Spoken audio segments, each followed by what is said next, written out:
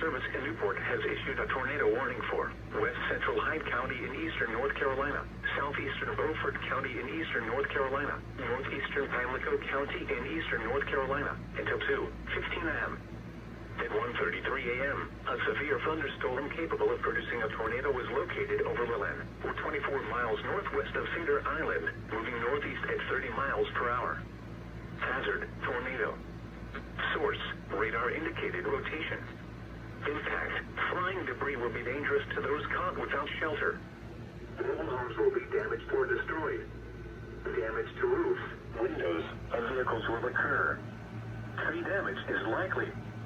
Locations impacted include Sladesville, Scranton, Swindle Fork, Lillan, Rose Bay, and Swan Corner Ferry Terminal. Take cover now.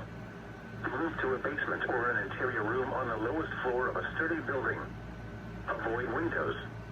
If you are outdoors, in a mobile home, or in a vehicle, move to the closest substantial shelter and protect yourself from flying debris.